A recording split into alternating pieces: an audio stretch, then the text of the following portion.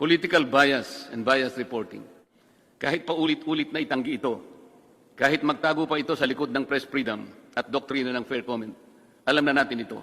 Bakit nga po ang GMA7 na hindi naman kasing laki o yaman kaya ng abs-cbn ay nakapagbabayad ng lampas sa 1 bilyong piso kada taon, maging ang mga titulo ng abs-cbn sa mga pag-aaring biglang naibalik sa kanila pagkatapos ng EDSA Revolution. This is News Tambayan, the online news today. Kung ikaw ay bago lang sa aking channel, huwag kalimutang mag-subscribe at pindutin lamang ang notification bell sa baba para sa mga bagong updates. So, huwag na natin ito patagalin. Hearing resumed. Cong Marcoleta, please proceed po. Thank you, Mr. Chair. I was requested to go back a few lines. I'll start with alleged black time with Amkara. Ganito rin po ang napatunayan na ginawa ng abs-cbn nang gamitin nila ang Channel 43 para lumipat mula sa analog papunta sa digital na sistema. Mula pa sa demonstration period na ibinigay ng NTC sa abs-cbn na hanggang June 30, 2015 lamang, ito ay nagpatuloy sa pag-broadcast ng TV Plus at pay-per-view hanggang ito ay umabot ng 5 taon at 4 na buwan. At 1 taon bago matapos ang prangkisa ng abs-cbn at Amkara, ay ibinenta nito ang 49% ng kanyang pagmamay-ari nito sa Amkara. At nagkunmang na black timing lang ang lahat para mapagtakpan ang paggamit ng TV Plus sa pag-akala nito na ang prangkisa ng Amkara ay hindi na mapapansin na paso na rin noon pang Mayo 4, 2020. Nabuko pa ang abs-cbn ng mapatunayan sa pagdinig na hindi black time ang arrangement nila, kundi isang use of rock na ipinagbabawal po sa prangkisa.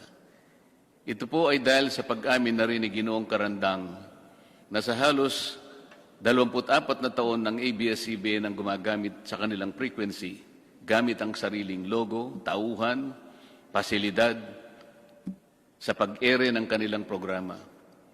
Pati nga ang kanilang transmitter na pinatunayan ng NTC at ng Ginoong Karandang na patuloy na ginamit kahit sila ay merong cease and desist order na tinanggap mula sa NTC noong Mayo 5, 2020 sa kabila ng pagsisiguro sa akin ni Ginoong Carlo Katigbak na sarado na ito dahil siya raw mismo ang nag-utos nito. Kaya marami po siguro ang makakasuhan ng perjury dito. For 24 hours a day, 7 days a week. Makikita po sa slide dyan, for the past 24 years, abs-cbn did broadcast all its shows through the Studio 23 frequency of Amkara, with only 3 hours sign-off. Amkara has not shows of its own. It has no other client except abs-cbn. This is use of rock, not black timing. And abs-cbn and Amkara have to face the legal consequences for this deliberate misrepresentation. At sa isang bahagi po ng pagdinig ay muli na naman pong tinangka ng abs-cbn na palitawin na tuloy-tuloy po ang usapan nila matapos ibenta nito ang 49% ng pag-aari nito sa Amkara. Nang tanungin ko po ang Amkara kung paano nila ito gagawin samantalang meron ng petisyon sa NTC na pagtibayin ang deed of assignment ng Amkara at Asian Multimedia and Production Company na kanilang pinagkasunduan pa noong pa pong Marso 12, 2019. Ay wala na pong naisagot si Ginoong Karandang at inamin na po niya lahat ng napatunayan sa bahaging ito ng ating pagdinig. Ang Asian Multimedia ay pag-aari ni Ginoong Federico Garcia, isang retiradong opisyal ng abs-cbn. This surreptitious use of Amkara as an artifice demonstrates a familiar pattern, Mr. Chair. Ibinabato-bato na lang ang pagtitiwala ng sambayanang Pilipino. abs-cbn is more of serving itself, its benefit, and all the perks that go with it. abs-cbn has doubtful title to the properties. Hindi lang po ang Filipino citizenship ni Ginoong Gaby Lopez ang kaduda-duda. Maging ang mga titulo ng abs-cbn sa mga pag-aaring biglang naibalik sa kanila pagkatapos ng EDSA Revolution ay kaduda-duda rin. Mula sa salaysay ni Ginoong Augusto Almeida Lopez ay ibinilin pala ni dating Pangulong Cory Aquino na idaan sa arbitration ang pagdidetermine ng pagmimay-ari ng abs-cbn sa mga pasilidad nila sa Quezon City at mga probinsya. Ito po ang layunin ng unang agreement to arbitrate na may petsang January 6, 1987. Dito ay ipakikita ng abs-cbn ang lahat ng kanilang torrents titles at iba pang katibayan ng kanilang ownership. Pero hanggang ngayon po ay walang maipakitang record ng arbitration na nauukol sa pagmimay-ari ng abs-cbn. Even the title to their property in Mother Ignacia Avenue in Quezon City, from which all its power literally and figuratively emanates, appears to be spurious. Pakita po natin yung mga titulo. Yung una pong titulo ay ito po yung binigay sa atin, Mr. Chair, na Xerox copy. Sa bandang ibaba po niyan, makikita po ninyo ang titulo ng pinagkunan ng kanilang sariling titulo. Yung nasa kanan naman, yan po yung nasa pag-iingat ng Register of Deeds. Makikita po sa dalawang titulo na yan, parehong-pareho, na yan po ay Owner's Duplicate Certificate. Hindi po makita sapagkat wala sa vault ng Registry of Deeds ng Quezon City yung original title. Kasi po kung pupunta kayo doon para humingi ng electronic copy ng original title, yun po ay makikita ninyo at madidistinguish sapagkat ang original title, nakasulat sa left margin nito yung salitang original title. Pakita po nyo yung dalawa pang titulo. Yan pong dalawang nakikita nyong titulo, yung bandang kaliwa, yan po yung pinagmulan na titulo ng abs-cbn, yung TCT number 110731. Magtataka po kayo dyan pag sinuri ninyo, ibang lugar po ang nakalagay dyan, parang Bagong Nayon, Quezon City, at ang kanyang area ay 42 square meters, hindi po 44,000 plus square meters na nandun sa kanilang titulo. Yan naman pong nasa kanan, Mr. Chair, yun po ang kakambal na numero ng titulo ng abs-cbn. Meron din silang titulo 125702. Sa mga tweet, dalawang titulo pong magkamuka, magkapareho. Yung isa po ay ibang lugar na naman, pero yan ay 400 square meters lang. Ang nakakapag-intriga pa po dyan, Mr. Chair, meron pong minota na nakalagay for provisional registration. Pero 53 taon nang nakararaan, hindi naman po nila makita o hindi maipakita sa atin yung kopya ng petition for registration. Ang katibayan na maaring wala pong ganun, sapagkat hindi man lang naka-annotate doon sa likod ng titulo na dapat sana ay naka-annotate po yung petition for registration sa likod ng titulo. Wala po. At the very least, Mr. Chair, makikita natin doon yung title ng kaso, Petition for Registration or Petition for Provisional Registration, yung case number, at pati na po yung pangalan po ng korte. Halimbawa po, Branch 110 ng Regional Trial Court, ang Quezon City. Wala po lahat yun.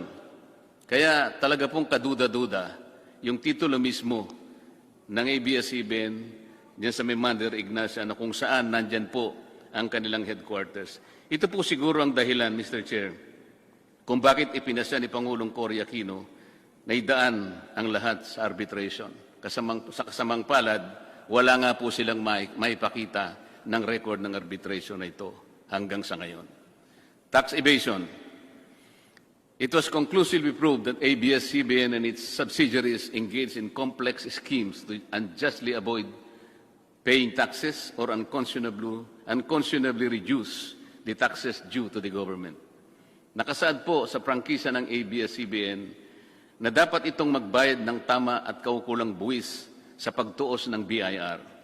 But abs-cbn used its wholly owned subsidiary, Big Dipper Digital Content and Design, Inc., a PESA-registered IT company, as a convenient tax shield to deprive the government of billions in revenues. Lumitaw po sa pagdinig na bilang isang PESA-registered company, ang Big Dipper ay exempted sa pagbabayad ng buwis sa unang 6 na taon nito. Pagkatapos nito ay lilipat siya sa 5% na pagbabayad ng tax on gross income, napakaliit kung ihahambing sa hindi PESA-registered company na nagbabayad ng 30% of its taxable income, maliban pa sa iba't iba pang national and local taxes. Ang mas malaking bentaha po ng Big Dipper ay walang tax na ibinabayad kung magdideclare po ng dividends na kasangkot ang abs-cbn bilang parent company. Very much like the Amkara ploy, Big Dipper has no other clients than abs-cbn and its subsidiaries.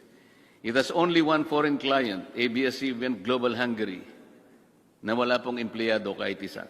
In other words, Big Dipper exists only for and because of abs-cbn, which inflates its costs paid for digitization to Big Dipper and therefore reduces its 30% tax obligation on its income but reaps a windfall on dividends with Big Dipper, which is zero rated.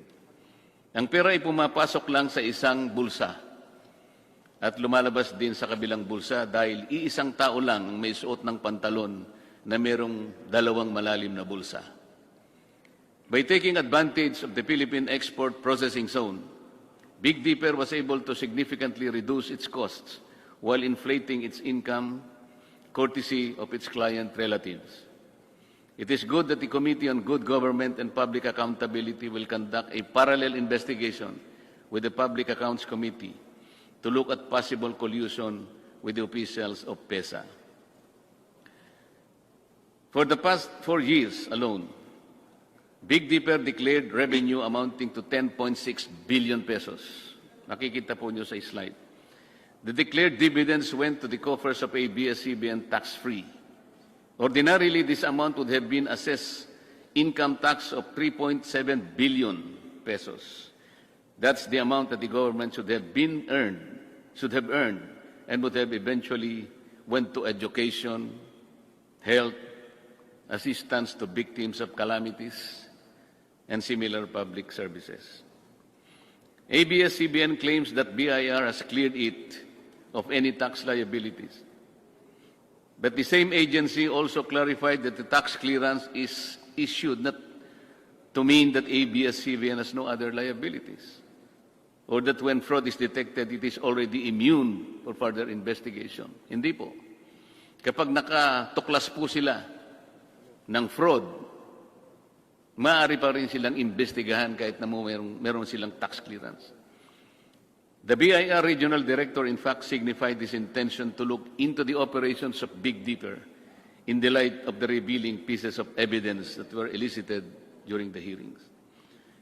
Bakit nga po ang GMA7 na hindi naman kasing laki o yaman kaya ng abs-cbn ay nakapagbabayad ng lampas sa 1 bilyong piso kada taon? Samantalang ang abs-cbn matapos makilatis ng mga dokumentong kanilang isinumite ay nakapagbayad lamang ng halos kalahating bilyon lamang sa loob ng 3 taon. Nasa slide po yan. 2016, 2017, and 2018. Bakit naman kailangang tipirin ang gobyerno samantalang ito ang nagkaloob ng pribilehyo ng prangkisa?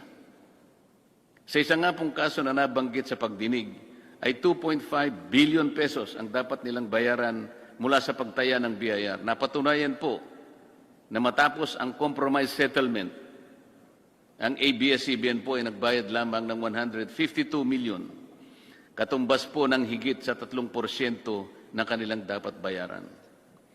Maraming beses ko pong ginamit na halimbawa ang isang manliligaw sa usaping ito. Dahil sa kanyang paghahangad na makuha ang kamay o pagsang-ayon ng kanyang sinusuyo, pati nga buwan at mga tala ay kanyang susungkitin. Isang pribilehyo kasi na makamit mo ang kanyang pagsang-ayon. Ang prangkisa ay isa ring pribilehyo, Mr. Chair. Pagkatapos na kayo ay sagutin ng Estado at gawaran ng abs-cbn ng prangkisa noong 1995, bakit naman ganito ang pagtrato nila sa gobyerno? Halos ayaw na nilang magbayad ng buwis. Ito ba ang in the service of the Filipino o in this service of the Filipino? Unfair labor practice. The proceedings eloquently bared it all. ABS-CBN violated the rights of its own workers. It has denied them their just share in production as required by the Constitution. It committed unfair labor practices that consistently denied its employees security of tenure and benefits that come with regular employment. Ang turing pa naman nila sa kapamilya nila ang mga ito. Ito po ba ang pinatunayan? Ito po ang pinatunayan sa pagdinig ng mga taong naghayag ng hinanakit na naglingkod sa kanila ng tapat sa mahabang panahon. Napatunayan din natin na sadyang nililito ng ABS-CBN ang publiko nang sabihin nito na lampas sa 11,000 ang mga empleyado nito nang masusing tingnan ang mga papeles galing sa mga hensya ng ating pamahalaan tulad ng BIR, PhilHealth, SSS, Home Development Fund at Employment Compensation Commission. Ang regular na manggagawa ng ABS-CBN ay halos ikatlong bahagi lamang. At ang karamihan ay tinrato na independent contractors, talents, project workers at contractuals kahit pang regular na empleyo ang kanilang normal na gawain. Ipinagmalaki ng ABS-CBN ang halos 14 na benepisyo na tinatanggap ng kanilang talents, project workers or contractuals. Pero ang pinakamabuti, ang pinakamahalagang benepisyo, ang pagiging regular, ay tahasan naman nilang ipinagkait sa kanila. It was established that ABS-CBN, and contrary to the endeared kapamilya treatment to its workers, showed a pattern of systemic denial from its deserving workers the benefit of regularization. Time and again, the Supreme Court ruled in favor of the aggrieved workers who were deemed employees given the basic test that what they do is within the network's control as it is desirable and necessary to the business of ABS-CBN. How can ABS-CBN reconcile the fact that people serve it for 10, 15, and even 20 years and still claim that they are not performing work necessary and desirable to its business? Paano po sila mamamalagi ng ganong katagal kung hindi naman kailangan ng kanilang paglilingkod? Isn't it that their length of service alone speak much of their loyalty, their competence, and their adherence to the kapamilya sense of belonging? Ibinabato-bato na lang ba ninyo kung saan-saan ang kapakanan ng inyong mga kawani? Gaya po ng sinabi ko na, ABS-CBN should have led the example that charity begins at home. Total, bilyon-bilyon naman ang kinikita ninyo taon-taon at bilyon-bilyon din naman ang natitipid sa pagbabayad ng buwis. Hindi pa ba ninyo kayang totohanin na maging kapamilya ninyo ang mga manggagawang ito, alang-alang man lang sa katuwiran na nakasama ninyo sila at napakinabangan sa mahabang panahon? Ngayon, ginagamit na naman sila ng ABS-CBN sa dahilan para bigyan sila ng bagong prangkisa. Hindi lamang po sila. Pati ang mga kababayan nating pinasasaya nila. Kanina lang po ay nakita natin muli ang kanilang isa-isang paghibik na kung isasara ang ABS-CBN, mawawalan sila ng tagatangkilik, tagatulong, tagapagbigay ng pag-asa, tagapagbigay ng entertainment, kapanalig nila sa bawat yugto ng kanilang buhay. Nakita po natin lahat yun. Pero ang palagi nating sinasabi, magagawa naman po yan ng ABS-CBN sapagkat yan ang pinakamalaki na broadcasting industry sa ating bansa. Magagawa naman niya yan sapagkat yan ang tungkulin niya talaga kung bakit siya kumuha ng prangkisa. Pero mas lalo niyang magagawa, Mr. Chair, na sumunod sila sa batas habang ginagawa nila ang kanilang tungkulin. Sinabi ba nila sa kanilang mga taong binibigyan ng entertainment na dapat huwag silang singilin sapagkat ang prangkisang ibinigay natin sa kanila 25 years ago ay libre? Ang tawag nga natin ng free-to-air frequency. Ang ibig sabihin, hindi po kayo pwedeng magbenta ng black box pagkatapos pasisingil nyo sa kanila. sisingilin nyo sa kanila. Hindi kayo pwedeng magbigay ng maraming channels para exclusive, para ilak ninyo, para maging encrypted. Sapagkat kapag bumili sila ng pangkaraniwang digital receiver o black box, hindi nila mapapanood yun. Kailangan magbayad ang tao. Ganun po ba yung pinaliwanag nila nung i-launch nila ang TV Plus? Hindi po. May panlin lang. May pandaraya. Dapat sana binigay yun ng libre. 12 channels, lalong napasaya ang mga tao. Lalong gumanda ang prestigyo at ang imahe ng ABS-CBN. Sapagkat walang siningil kahit isang kusing mula sa ating kababayan. Sapagkat yun ang tungkulin nila sa kanilang prangkisa. Yun ang sinumpaan nila sa kanilang prangkisa. Pero kabaligtaran na nangyari. Pero ngayon, gagamitin nila ang mga taong bayan. Kabaligtaran na naman ang pinapaliwanag. Hindi ba't ABS-CBN naman ang unang dahilan kung bakit ang mga manggagawa ay naging kawawa? Dahil hanggang ngayon ay binabato-bato lang nila ang kaparapatan ng kanilang manggagawa. Political bias and bias reporting. ABS-CBN has been biased in favor or against candidates during past elections is already common knowledge. Kahit paulit-ulit na itanggi ito, kahit magtago pa ito sa likod ng press freedom at doktrina ng fair comment, alam na natin ito. Ito ay wala ng bago. Kapag gusto ka ng ABS-CBN, bibigyan ka ng exposure sa pamamagitan ng interview, balita sa news, programs, at i-feature ka sa mga entertainment shows. Kung ayaw ka, tiyak na babatikusin ka, hanapan ka ng butas, lalagyan ka ng slant o anggulo sa balita na sangkot ka, at hindi ka bibigyan ng pagkakataon para sumagot o magpaliwanag. Kanina po yung mga ilang detalya ng kanilang pagmimayari sa mga ibang industriya ibinanggit na ni Congressman Defensor. Totoo po lahat yun. Nagagamit po ang lahat ng ito na plataforma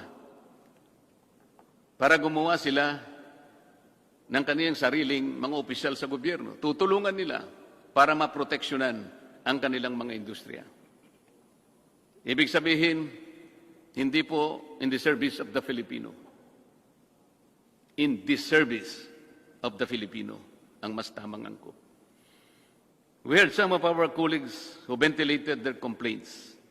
When asked, Mr. Carlo Katigbak confirmed that their sentiments are valid, and he publicly made a commitment that everyone will be accorded the chance to air their sides in his network.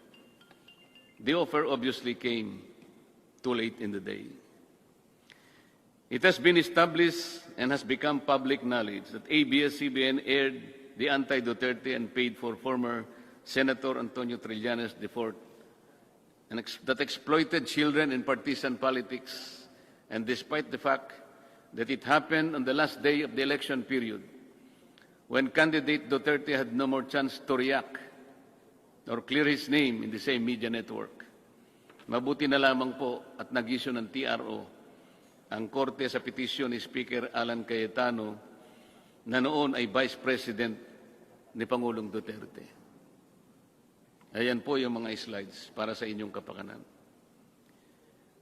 But it is not the bias reporting and the negative campaign per se that is insidious.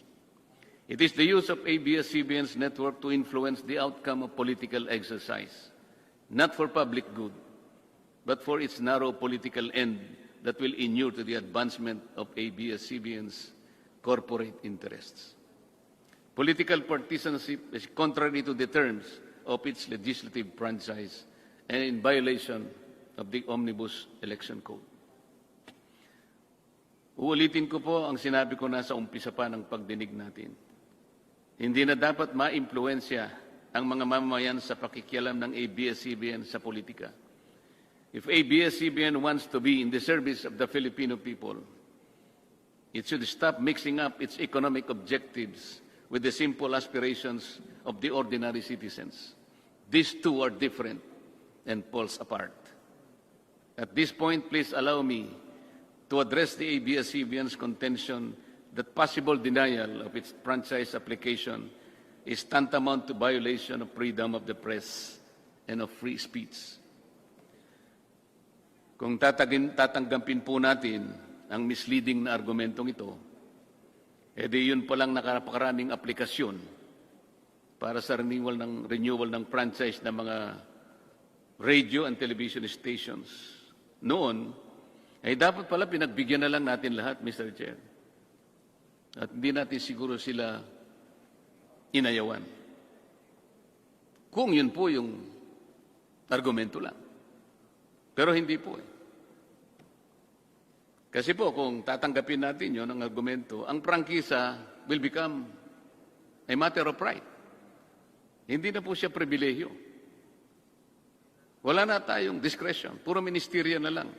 Pagka po dumating na sa Committee on Legislative Franchises, wala na po tayong option doon. Siguradong dapat po ibigay natin. Sapagkat pag hindi natin ibinigay, sasabihin nila, oh, that is a violation of free speech. Hindi po ganun. That will be in direct violation of the mandate reposed by the Constitution to Congress as the guardian of this special privilege. Unable to repel the avalanche of evidence against the grant of a new franchise, ABS-CBN Corporation tries a new tact. Very recently, they asked for prayers, words, and actions, and pleaded for help, saying that it's no longer about business for them, but about the kind of system and country and leadership we want. Ito po yung sinabi nila, quoted po ito sa social media and other platforms. But how can ABS-CBN manage to still reverse the tide of public opinion against it when their phalanx of lawyers and accountants prove inadequate to the evidence-based interpellations on the floor that exposed their ruse and ledger domain? The last 2 days of the hearing told it all. The defenses of ABS-CBN finally crumbled in tatters, and for all the people to see. The irony is ABS-CBN's appeal to flood, I will quote this again, to flood social media pages with positive stories about ABS-CBN. Apparently, the network, Mr. Chair, is the only one left to believe in the rectitude of its cause or the lack of it. Mr. Chair, maybe they are living in a parallel universe. It is like the proverbial ostrich that buried its head in the sand, but exposed its whole body for all people to see. This is the pitiful state of a broadcasting company which believed that it was invincible for so long a time, and it is above the law. It is high time that the sovereignty of the airwaves be restored to the people, the ones who will finally decide to whom and when to grant this special privilege called franchise. Mr. Chair, gusto ko pong pasalamatan bago ko magtapos si Enrique Hill at Lisa Soberano sa pagbati at pamanghik na ipinaabot nila sa aming mag-asawa. Naramdaman ko ang kanilang katapatan. Sana po ganun ang ABS-CBN. Sa kanilang dalawa, alam ko na mauunawaan nila na ito po ay tawag lang ng tungkulin. At hinahangad ko ang higit na tagumpay para sa kanila sa mga darating na panahon. Let me end with a popular movie clip from an on-screen and off-screen hero that had captured the hearts of millions of Filipinos to sum up the comprehensive, impartial, and open proceedings implored by the Speaker of the House, Alan Peter Cayetano, in regard to the franchise application of ABS-CBN.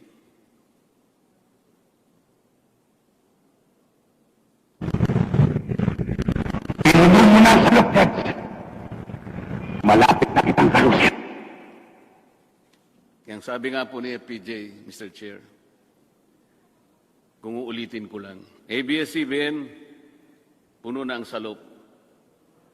Dapat ka ng kalusin. Maraming salamat po. So guys, hanggang dito na lamang muna.